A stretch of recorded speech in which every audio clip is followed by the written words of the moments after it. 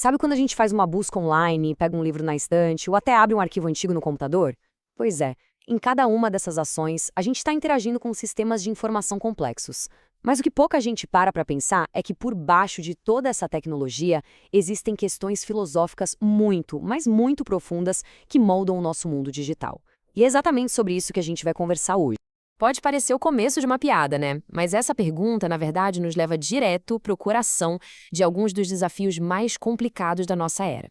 Porque, veja bem, o trabalho de quem organiza a informação não é só técnico. Ele está recheado de dilemas sobre o que vale a pena preservar, em que a gente deve confiar e, claro, como agir de forma justa.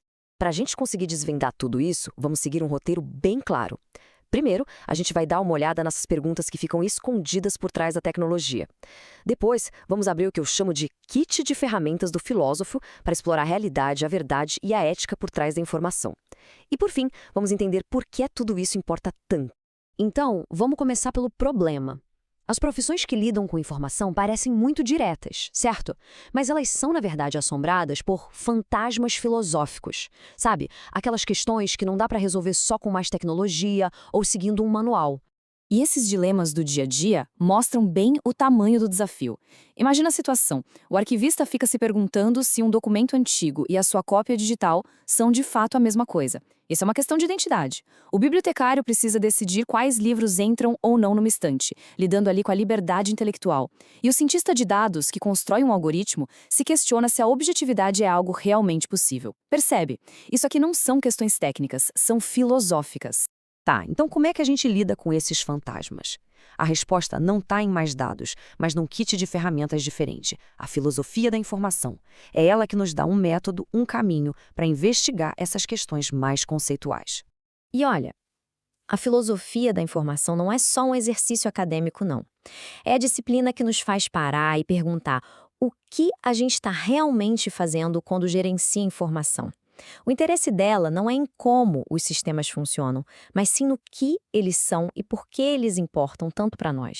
E essa tabela aqui ilustra a diferença de um jeito brilhante. Perguntas empíricas e formais têm respostas nos dados ou na lógica, certo? Mas as perguntas filosóficas, como, afinal, o que é informação, exigem um tipo totalmente diferente de investigação. Uma que é baseada em argumentos e na análise de conceitos. Vamos abrir a nossa primeira caixa de ferramentas, a metafísica. Calma, o nome assusta, mas ela basicamente lida com a natureza fundamental da realidade. No nosso contexto aqui, ela pergunta o que de fato são esses objetos de informação com os quais a gente lida todos os dias. Para a gente entender o tamanho desse desafio, vamos usar uma charada filosófica bem antiga. Se você tem um navio e vai trocando cada uma das suas tábuas, uma por uma, no final, ele ainda é o mesmo navio? Agora vamos tentar aplicar essa mesma ideia a um arquivo digital. O ponto crucial aqui é o seguinte: com o arquivo digital, o meio físico, o hardware, está mudando o tempo todo. Migração de formato, cópias, atualizações de sistema, nada fica igual por muito tempo. Então, o que garante que aquele documento de 2026 é o mesmo de 2006? Isso, meus amigos, não é uma pergunta técnica. É uma questão metafísica sobre identidade que literalmente vale milhões de dólares para arquivos e instituições no mundo todo. E a coisa fica ainda mais profunda. A teoria It from Bit, do físico John Wheeler, sugere que a própria realidade pode ser, na sua essência, informacional. Se isso for verdade, então arquivistas e bibliotecários não estão só gerenciando descrições do mundo. Eles estão lidando com os próprios tijolos que constroem o nosso universo. É de arrepiar, né? Nossa segunda ferramenta filosófica é a epistemologia, que é basicamente o estudo do conhecimento. Ela nos ajuda a responder como a gente sabe o que sabe. E para os profissionais da informação, essa pergunta está no centro de absolutamente tudo que eles fazem. Um modelo bem comum para pensar nisso é a tal da hierarquia DIKW. Ela sugere uma progressão bem limpinha dos dados brutos até a sabedoria aplicada. Parece simples, parece lógico, quase como uma escada perfeita para o entendimento. Só que essa escada, aparentemente perfeita, esconde uma suposição um tanto perigosa. Será que a gente está apenas organizando o conhecimento como ele é, de forma neutra? Ou será que, na verdade, estamos moldando a própria realidade ao impor uma forma específica de organizar as coisas? Pensa, por exemplo, no sistema decimal de Dewey, usado em tantas bibliotecas. Ele não é um mapa neutro do conhecimento. Ele é uma teoria filosófica sobre como o mundo do saber deve ser dividido e reflete, claro, as prioridades e os preconceitos do século XIX. Um exemplo clássico é agrupar religiões não cristãs numa categoria única e bem pequena.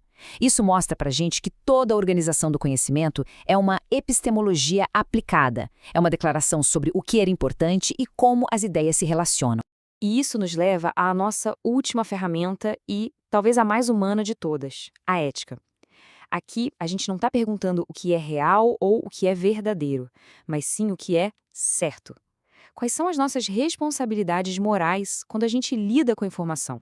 Vamos analisar um dilema clássico.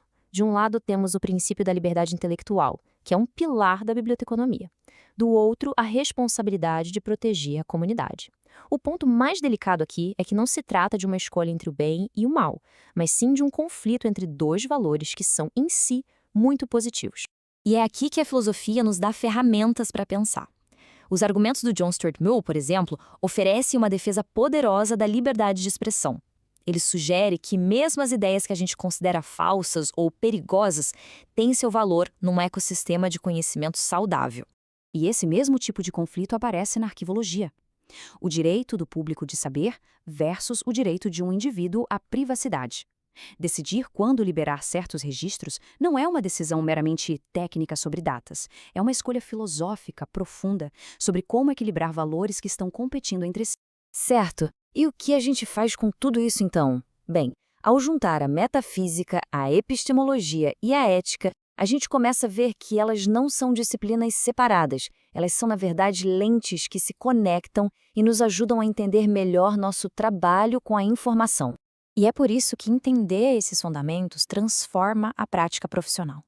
O trabalho deixa de ser só sobre aplicar regras e usar ferramentas e passa a ser sobre tomar decisões conscientes, justificadas e principalmente éticas. É ter consciência das implicações profundas de cada escolha. No final das contas, a filosofia da informação não é sobre bits e bytes, é sobre o que significa ser humano num mundo que é, cada vez mais, feito de informação. É sobre como a gente cria significado, como a gente preserva a memória e como a gente constrói o futuro.